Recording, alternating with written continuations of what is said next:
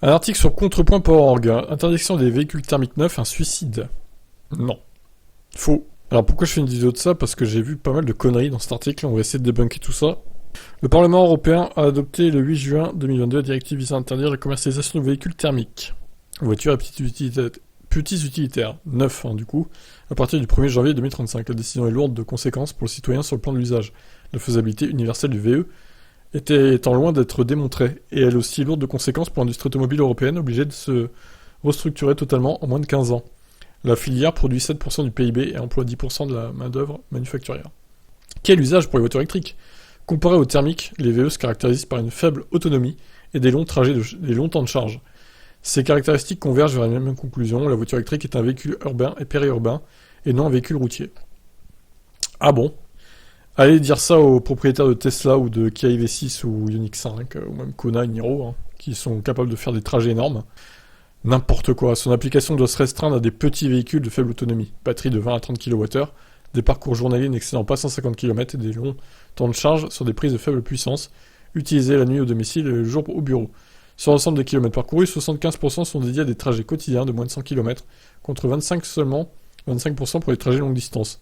Malgré ces inconvénients, l'électromobilité jouera un rôle déterminant dans la mobilité du futur. Ne brûlant aucun combustible, la voiture électrique a un rendement de près de 100%, contre 20 à 30 pour une thermique. Mais à ces consommations d'utilisation viennent se greffer les consommations grises, liées à l'importante consommation énergétique requise pour extraire, conditionner et assembler les métaux, cobalt, lithium, graphite, nécessaires à la fabrication de la batterie. Oui, on peut aussi parler de l'extraction du pétrole, si on va par là. Sur 100 000 km, l'énergie de fabrication de la batterie va accroître de 36% la consommation d'une urbaine, petite batterie de 30 kWh, et plus que doubler celle d'une grosse routière, batterie de 90 kWh. Le rendement de 100% va donc être largement modulé. S'il émet aucun CO2 dans son utilisation, le VE est responsable d'abondantes émissions grises durant son cycle de vie. Suivant la source électrique, charbon, gaz, fioul, l'électricité peut être fortement carbonée. Il y a le nucléaire aussi, au cas où. En moyenne, le kilowattheure européen émet 250 grammes de CO2, fortement énergivore. La fabrication d'une batterie est un processus fortement émetteur de CO2. Selon la Swedish Environmental Research Institute, la fabrication d'une batterie de 1 kWh émet 60 kg de CO2, entre 60 et 100 kg de CO2. De 1 kWh. Bon après voilà, ça se diffère selon les sources. Ils ont peut-être pris la source qui les avantageait pour le coup. Si un petit VE urbain émet 62% de CO2 en moins que son équivalent thermique, en revanche, la routière électrique émet 8% de plus. Ça c'est vraiment... D'où ils sortent leurs chiffres, quoi. Comme pour l'usage de la consommation, la mobilité électrique longue distance se révèle donc désastreuse en termes d'émissions de dioxyde de carbone. De la désinformation pure et simple. Je dirais que ça. Une électrification totale du parc français actuel augmenterait la consommation annuelle d'électricité de 100 TWh, soit un excédent de 25% par rapport à la consommation actuelle.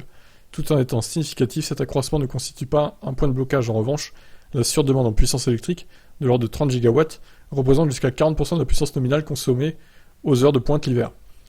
La généralisation de la mobilité électrique devra donc s'accompagner de la mise en œuvre d'unités supplémentaires. Enfin, la gestion de la mobilité électrique longue distance peut être catastrophique les jours de grande transhumance.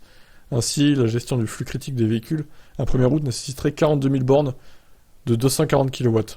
Un goulot supplémentaire montrant combien la mobilité électrique s'avère très mal adaptée aux longues distances.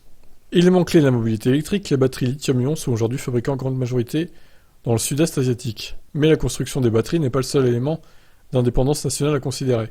Les métaux rares et semi-rares, cobalt, graphite, lithium, sont très mal répartis à la surface du globe. Ainsi, la RDC, République du Congo donc, recèle plus de la moitié des réserves de cobalt. Le Brésil, la Chine et la Turquie possèdent les 2 tiers des réserves de graphite, tandis que l'Argentine et le Chili possèdent les 3 quarts des réserves de lithium.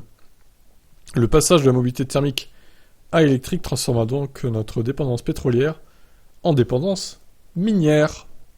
Conclusion. La mobilité électrique n'est pas, comme semble supposer l'UE, une thérapeutique universelle pour remplacer la mobilité thermique.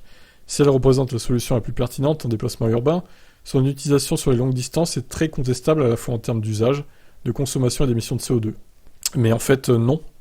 Ça change pas grand-chose sur la consommation d'émissions de CO2. Le fait de faire 500 bornes au lieu de 100, pour une voiture électrique, pour le coup. Sur longue distance, les alternatives décarbonées sont les biocarburants et l'hydrogène. Non, l'hydrogène est encore pire que l'électrique, si on va par là, niveau environnement. Donc non, encore une fois. Couvrir 25% des trajets par l'hydrogène nécessiterait de produire annuellement 1,3 million de tonnes de H2 ce qui réclamerait environ 70 TWh d'électricité, la construction d'un réseau coûteux de distribution de H2. En abandonnant la construction de moteurs thermiques à l'horizon 2035, l'Europe se privera implicitement de l'autre alternative. Les biocarburants peuvent être utilisés tels quels dans les moteurs thermiques actuels, sous forme de véhicules hybrides associant le bioéthanol à l'électricité. L'arrêt de la production de voitures thermiques en 2035, comme le propose la directive européenne, associé à la vision lointaine de la filière hydrogène, encouragera inexorablement les motoristes à construire des routières électriques et les fournisseurs d'énergie à équiper les stations autoroutières de bornes haute puissance. À l'encontre de toute logique, cette stratégie peut se révéler à terme suicidaire pour le vieux continent. Donc voilà, cet article totalement à charge sur les voitures électriques. Je voulais vous le partager, qu'est-ce que vous en pensez? En gros, selon lui, les voitures électriques doivent pas faire plus de 25 ou 30 kWh, en gros la Spring quoi, et se contenter de faire 150 à 200 km par jour maximum. Et le reste du temps, tu prends une thermique pour les longs trajets. En gros, c'est ça qu'il pense ce monsieur. Je vous laisse commenter, ciao.